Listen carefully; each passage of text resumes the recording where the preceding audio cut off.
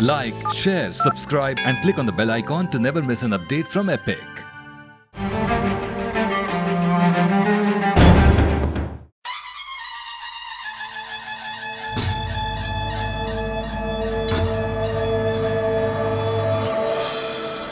यूं तो हर महायुद्ध रणभूमि में छेड़ा जाता है, लेकिन यह जरूरी नहीं कि उसका अंत भी उसी रणभूमि में हो।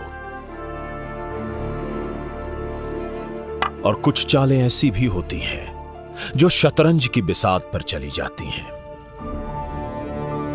दो महावीर योद्धा इनकी बहादुरी के किस्से लिखने बैठे तो इतिहास के पन्ने भी कम पड़ जाएंगे, लेकिन जहां इन महारथियों का सामना हुआ वो रणनीति का मैदान नहीं, राजनीति का अखाड़ा था। और हाथों में युद्ध के अस्त्र नहीं, कूटनीति के शस्त्र थे। यह है महाराष्ट्र का प्रतापगढ़ किला, जिसकी छांव में मराठा शासन को मिली एक ऐतिहासिक जीत, जहां विद्रोह की चिंगारी आग बनकर भड़की और एक विशाल शक्तिशाली साम्राज्य को घुटने टेकने पर मजबूर कर दिया। जहां एक महान नायक ने शौर्य का जवाब कौशल से और कपट का जवाब कुटिलता से देकर मिला दिया इस जमीन के जर्रे जर्रे में अपने दुश्मन का रक्त।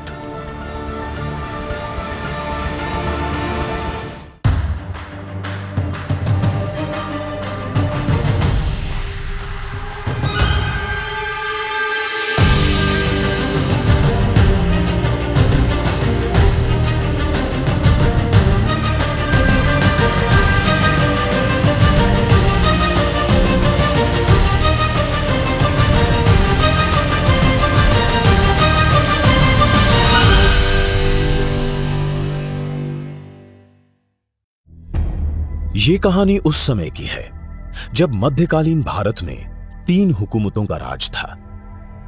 अहमदनगर के निजाम, दिल्ली के मुगल और बीजापुर के आदिल शाह। उस समय शाहजी राजे भोंसले नाम के एक दिग्गज मराठा जनरल पूना के जागीरदार हुआ करते थे, जिनका सपना था एक स्वाधीन स्वतंत्र मराठा साम्राज्य। शाहजी एक बहुत ही काबिल और महत्वाकांक्षी मराठा जनरल थे। उनके बारे में मशहूर था कि अपने जीवन काल में वो एक भी लड़ाई नहीं हारे थे। मुगलों ने जब निजाम शाही सल्तनत पर धावा बोला, तब शाहजी ही एक ऐसे इंसान थे जिन्होंने 3 साल तक इस लड़खड़ाती सल्तनत को संभाला, लेकिन आखिरकार उन्हें आदिल शाही सल्तनत में शामिल होना ही पड़ा। आदिल शाह ने उन्हें बेंगलोर का वजीर बनाकर बेंगलोर भेज दिया और इसी सियासी उथल पुथल में सन 1630 में शिवनेरी के पहाड़ी किले में शाहजी और उनकी पत्नी जीजाबाई के चहेते बेटे का जन्म हुआ, जिनका नाम जीजाबाई ने बड़े प्यार से शिवाई देवी के नाम पर शिवाजी रखा। शिवनेरी पर 4 साल रहने के बाद जीजाबाई और शिवाजी राजे अपने पिता के पास बंगलोर चले गए। बंगलोर में वो करीबन 8 साल रहे। 8 साल के बाद सन 1642 में शाहजी राजा ने तय किया कि पूना में उनकी जो जागीर थी उसकी देखभाली के लिए जिजाऊ साहिबा और शिवाजी राजा को भेजा जाए। और इसी तरह से वो माँ और एक छोटा बच्चा 12 साल का बच्चा पूना में आ गए। उस वक्त ये बात कोई नहीं जानता था कि यही शिवाजी आगे चलकर अपने पिता का सपना पूरा करेगा और भारतवर्ष में मराठा शासन का झंडा लहराएगा। कहते हैं पूत के पांव पालने में ही दिख जाते हैं। बचपन से ही शिवाजी का मनपसंद खेल था किलों पर धावा बोलना और कब्जा करना। यह प्रेरणा उन्हें अपनी माता जीजाबाई से ही मिली थी, जिन्होंने बचपन से ही शिवाजी महाराज को एक स्वतंत्र मराठा साम्राज्य स्थापित करने के लिए प्रेरित किया। लहानपणापासून बचपन से ही शिवाजी महाराज को जो शिक्षा जीजाबाई ने दी, उसी के साथ उन्होंने अपनी तरफ से भी ज्ञान की वृद्धि की और उस ज्ञान का उचित उपयोग करते हुए स्वराज्य की लड़ाई लड़ी और इतिहास रचा। स्वराज्यासाठी खूप धडपड केली।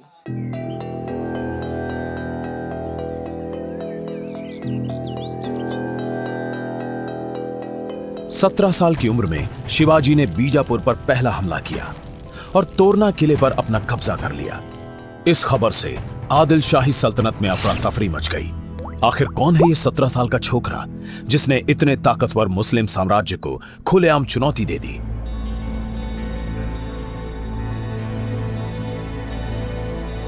समय के चलते शिवाजी के कदम तेजी से आदिल शाही हुकूमत की ओर बढ़ने लगे और अब शिवाजी को रोकने के लिए आदिल शाही हुकूमत ने उनके पिता शाहजी राजा को बंदी बना लिया कि कहीं ये अपने बेटे को बढ़ावा तो नहीं दे रहा।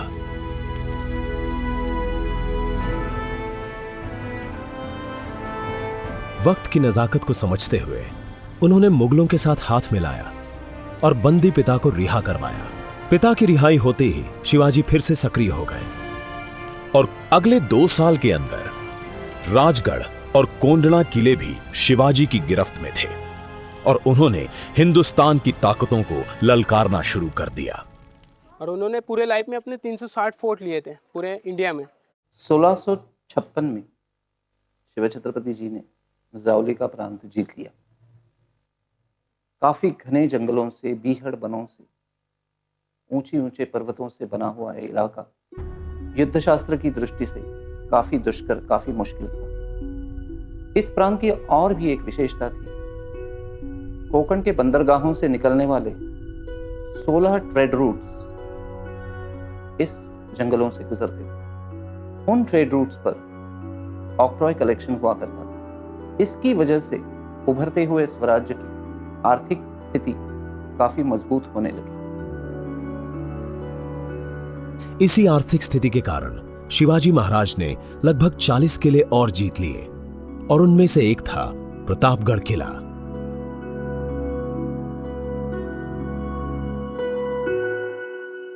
प्रतापगढ़ किला बनने में 2 साल का समय लगा। सन 1656 में किले का काम शुरू हुआ और सन 1658 में समाप्त हुआ। हेरोजी अंदुलकर और मोरपंत पिंगरे इस किले के वास्तुकार थे। उन दिनों सीमेंट जैसी कोई चीज नहीं होती थी, इसलिए किला बनाने के लिए चूना, गुड़, सीसा, उड़द दाल इत्यादि चीजों का इस्तेमाल किया गया था।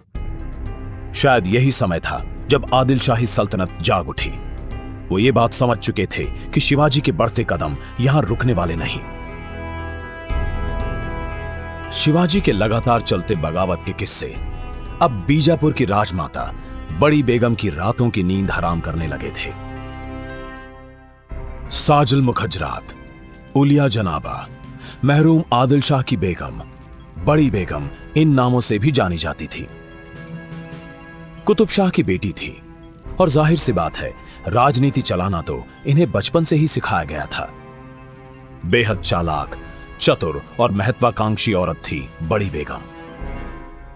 मोहम्मद आदिल शाह के बाद जब राज्य की डोर उन्होंने संभाली तो उन्होंने जान लिया था कि आदिल शाही को धोखा शिवाजी से ही हो सकता है। शिवाजी के बढ़ते कदमों को रोकने के लिए बड़ी बेगम ने सियासत के सभी सूरमाओं को बुलाया। उन सबके सामने बेड़ियां रखी गईं। सबसे पूछा गया कि कौन है रियासत में ऐसा जो शिवाजी को जिंदा पकड़ कर लाएगा। रियासत के सभी सूरमा जानते थे कि शिवाजी का मुकाबला करना उनके बस की बात नहीं है, इसलिए सब चुपचाप सर झुकाए खड़े थे। लेकिन अफजल खान नाम का एक सरदार सूरमा उठ खड़ा हुआ और कहा कि मैं शिवाजी को दरबार में पकड़ कर लाऊंगा।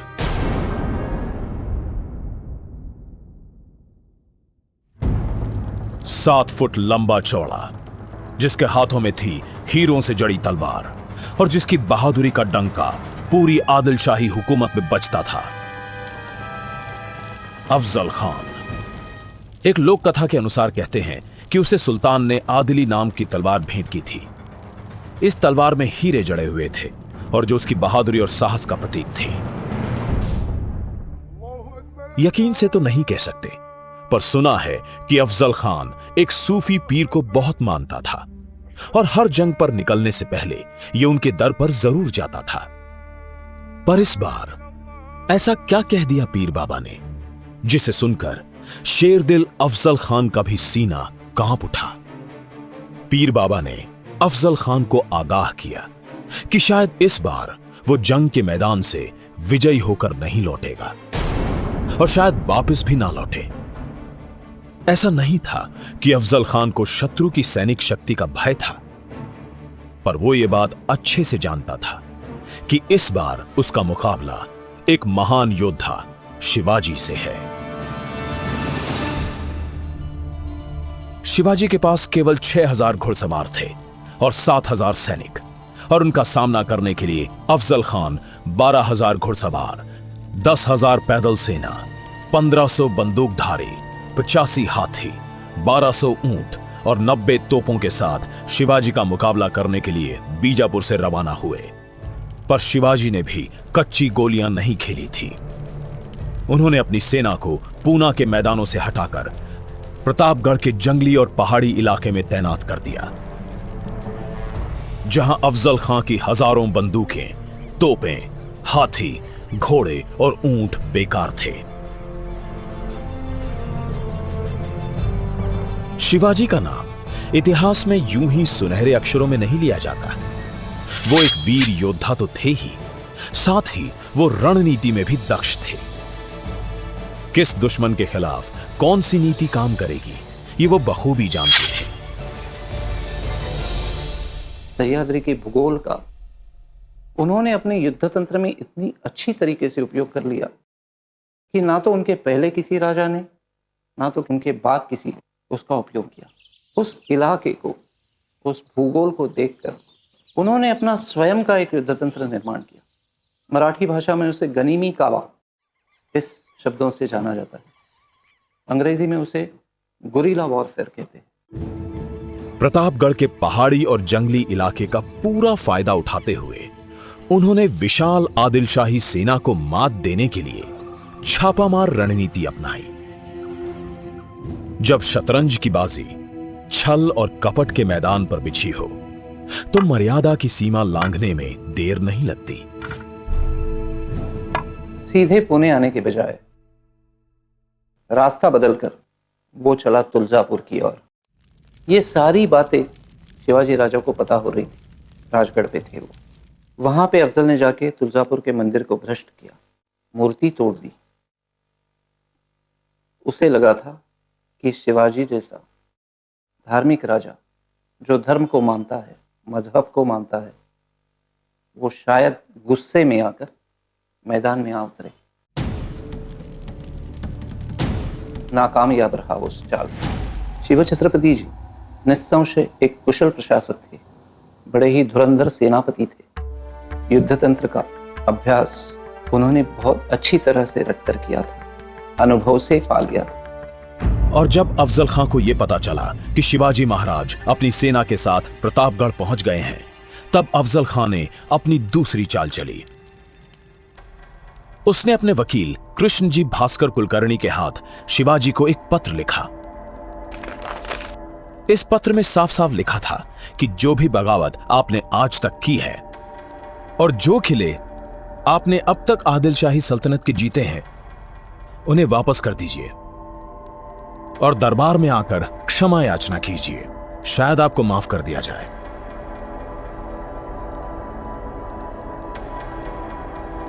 अफजल खां के इस पत्र को लेकर शिवाजी महाराज ने अपने सलाहकारों से मशवरा करके एक पत्र लिखा, जो उन्होंने पंथा के गोपीनाथ गोखले के हाथों अफजल खां को भिजवाया। इस पत्र में शिवाजी महाराज ने अफजल खां को यह एहसास दिलाया कि उनसे बहुत सारी गलतियां हुई हैं, इसलिए वो आदिलशाही दरबार में आने से डर रहे हैं। इसलिए आपसे विनती है कि अगर आप हमसे यहां प्रतापगढ़ मिलने आए तो बहुत बड़ा आभार होगा। इस पत्र में लिखे भावुक शब्द दरअसल अफजल खां पर शिवाजी महाराज का पहला वार था। शिवाजी महाराज ने तय किया था कि अफजल खान को प्रतापगढ़ बुलाया जाए, क्योंकि वहां का घना जंगल और शिवाजी महाराज की रणनीतियां, ये दोनों ही इस गांव में प्रसिद्ध थी। कुछ लोगों का यह भी कहना था कि ये गांव ऐसा था कि सूर्य की किरणें भी धरती पर नहीं पड़ती थी, इसलिए अफजल खान को यहां बुलाया गया। पत्रों के माध्यम से कई बार अफजल खान ने शिवाजी को वाई आने का न्योता दिया, लेकिन हर बार शिवाजी उन्हें यही जवाब देते गए कि मुझे आपसे डर लगता है, आप आइए मुझसे प्रतापगढ़ मिलने। यह डर नहीं बल्कि अफजल खान को गुमराह करने का एक तरीका था। और आखिरकार एक दिन अफजल खान को शिवाजी महाराज की बात माननी ही पड़ी और प्रतापगढ़ आना ही पड़ा। शिवाजी महाराज ने जावली इलाका जीता। विजापुर का स्मॉल फोर्ट माना जाता था जावली इलाका, इसलिए विजापुर से इधर अफजल खान पूरे अपनी फौज लेकर आया था। 12,000 फौज उसने लाई थी। शांति सभा की शर्तें तय हुई। मुलाकात की जगह ठीक प्रतापगढ़ किले के नीचे जावली नाम की जगह रखी गई, जहां एक आदिल शाही शामियाना खड़ा किया गया, जिन्हें आज स्थायी स्मारक बना दिया गया है। अफजल खान और शिव छत्रपति जी अपने साथ 10-10 अंगरक्षक लेकर आएंगे। उन अंगरक्षकों को शामियाने के बाहर कुछ दूरी पर रखा जाएगा। दोनों नेताओं के साथ सिर्फ उनके वकील होंगे। सारी जो भी बातें होगी वो शामियाने में होगी, और जब उनकी भेंट होगी तब गढ़ पर तोपों की सलामी दी जाएगी। 30 नवंबर 1659 का सूरज मानो एक शूरवीर की बलि मांगने के लिए ही उगा, क्योंकि अमन तो सिर्फ बाहरी दिखावा था, असली राज तो अंदर छुपे थे। एक तरफ अफजल खान अपने कपड़ों में कटार छुपाए बैठा था, तो दूसरी तरफ शिवाजी भी छल का जवाब कपट से देने के लिए तैयार थे। उन्होंने अपने कपड़ों के नीचे चिलखत पहना और बिचावा नाम की एक पतली और लंबी छुरी भी छुपा ली। लेकिन इस मुलाकात का सबसे घातक हथियार था वागनक। वागनक का मतलब है शेर के नाखून। जब पहना जाए 2 उंगलियों में और मुट्ठी बंद कर दी जाए तो वो दिखता नहीं कि इस आदमी ने हथियार हाथ में लिया है। उस जमाने का वो सबसे कातिल हथियार था। आदिल शाही शामियाना कहने को तो थी ये प्रतापगढ़ शांति सभा, पर अमन का जज्बा किसी के भी दिल में नहीं था। थी तो बस दगाबाजी और साजिश। अफजल खान का मकसद था धोखे से शिवाजी पर हमला करना, और शिवाजी पलटकर जवाब देने के लिए पूरी तरह तैयार थे। 7 फुट लंबा चौड़ा विशाल आदिल शाही जनरल अफजल खान 5.5 फुट के शिवाजी को गले लगाने आगे बढ़ा। परम सत्य क्या है कोई नहीं जानता, सिर्फ सत्य के अलग अलग विवरण हैं। फारसी इतिहासकारों का कहना है कि पहला वार शिवाजी ने किया, पर मराठी लोकगीत कहते हैं कि शिवाजी ने सिर्फ अपने बचाव में वार किया। पर जो हाथ गले लगाने के लिए आगे बढ़े थे, उनका सही मकसद गला दबोचना था। अफजल खान ने शिवाजी को एक जानलेवा गिरफ्त में ले लिया और उन पर अपनी कटार से हमला किया, और धोखाधड़ी खुलकर सामने आ गई।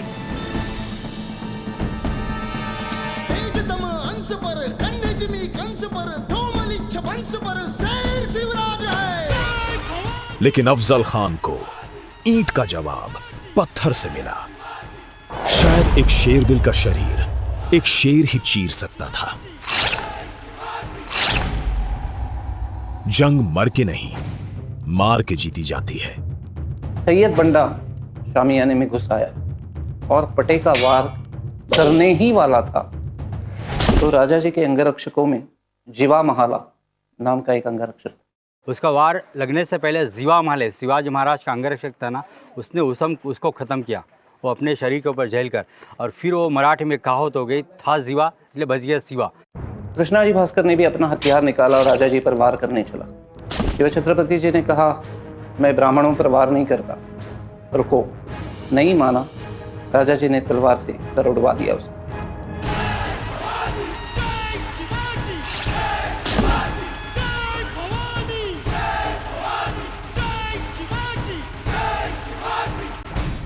और उसी वक्त, उसी क्षण जंगलों में बसी सेना, मराठा सेना ने ऐसा हमला बोल दिया अफजल की सेना पर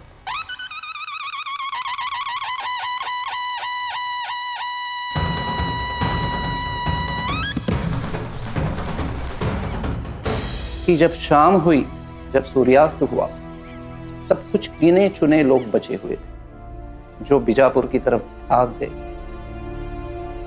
गनिमी युद्ध तंत्र का ये विजय था, ये शिव छत्रपति जी की सोच का विजय था, ये अच्छे की बुरे ऊपर होने वाली जीत का क्षण था। रणभूमि में जीत और हार का फासला एक तलवार की धार जितना होता है।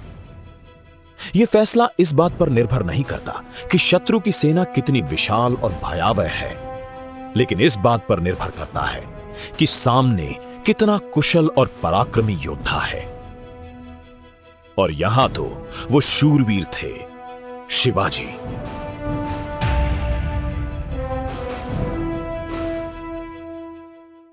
प्रतापगढ़ पे आज भी हम लोग यहाँ पे शिवाजी महाराज के कल्चर को जपते हैं। पालकी निकाली जाती है। आदिल शाही सल्तनत का सर्वनाश मराठा शासन की स्थापना का ऐलान लेकर आया। लोकगीतों में एक नए शूरवीर का गान होने लगा। लोक गाथाओं में उसकी बहादुरी के किस्से बढ़ा चढ़ाकर सुनाए जाने लगे। आज भी महाराष्ट्र के चप्पे चप्पे में ये कहानी बड़े गर्व से सुनाई जाती है।